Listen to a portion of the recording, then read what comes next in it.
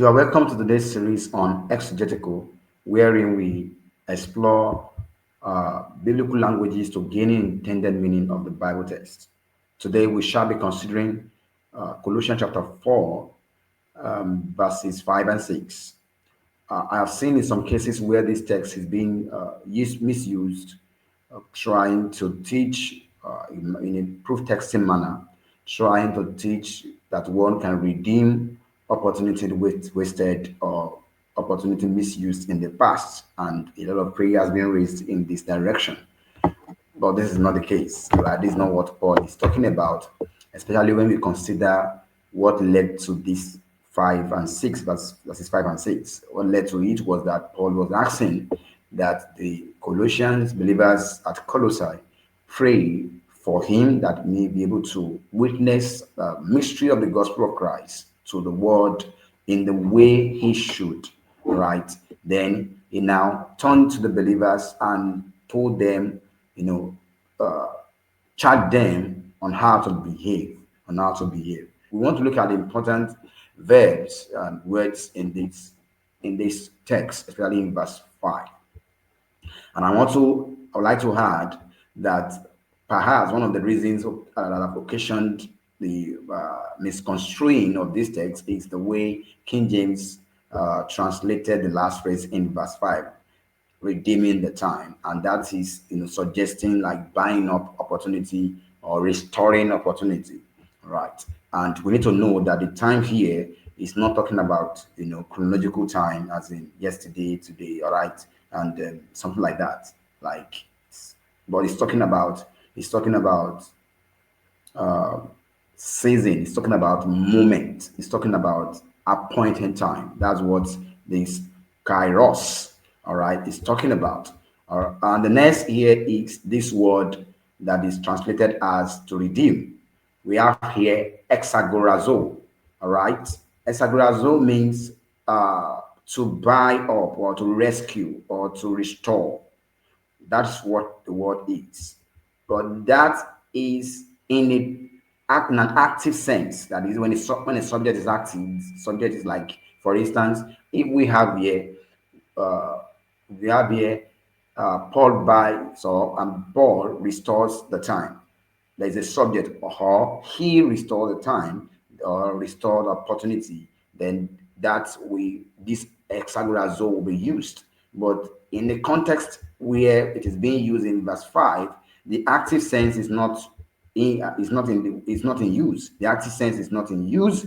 What is in use is the middle mode. The middle mode is more or less involving the subject, all right, involving the subject.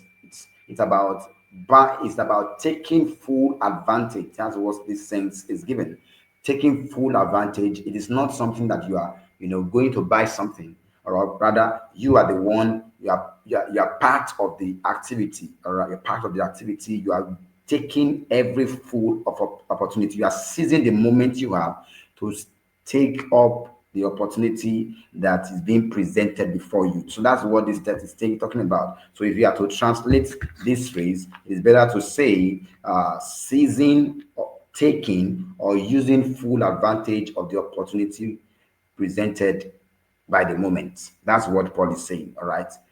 Take full advantage. Take full advantage. You make best use of the opportunity presented to you by the moment. That's what Paul is talking about. Then in verse 6, gives us an additional understanding of the situation that Paul wants us to do exactly what he's saying in verse 5.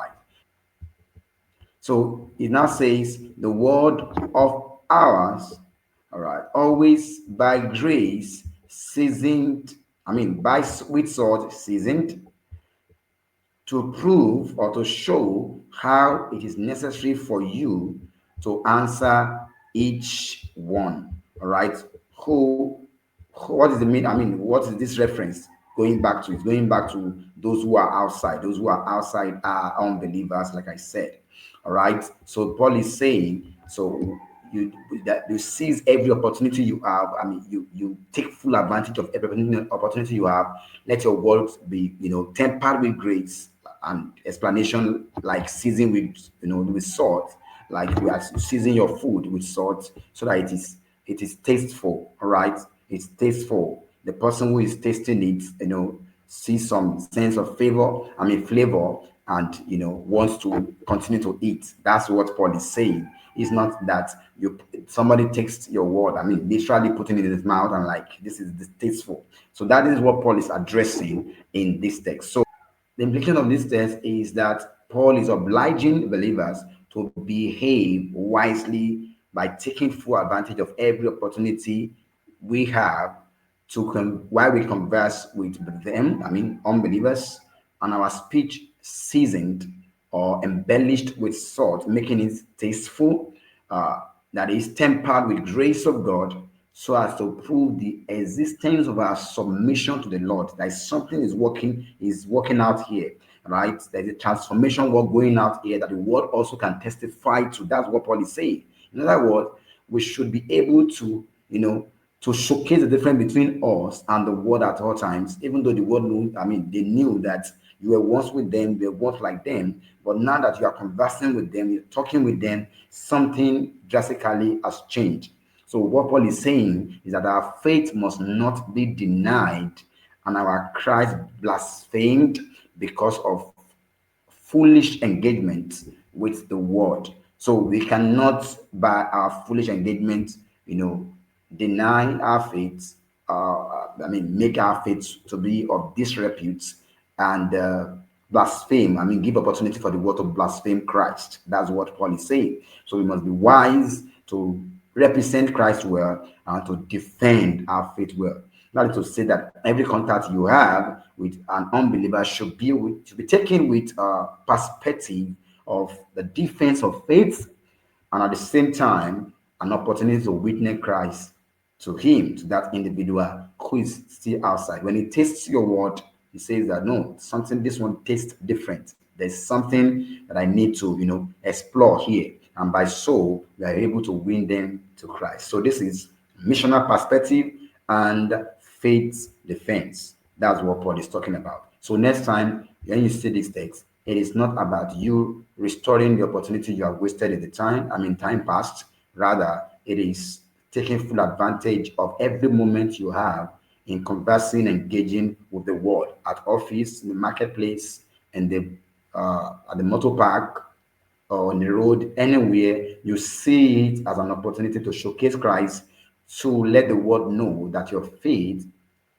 is unto the Lord, and the transformation is glaring. Let the world know that, and let the world know that they are missing. That's what Paul is saying. Let the world actually know that they are missing, not coming inside. So yeah, it's like an attraction. Let your life be an attraction to draw in the world, and not be the one to send them away because of your foolish jesting or conversation. So every opportunity you have, you must show that you belong to Christ, and transformation is going on in your life, and that you are totally different from the world. I believe you understand this text now. God bless you. See you next time on Exegetical. Thanks for watching. Don't forget to like, share, and subscribe.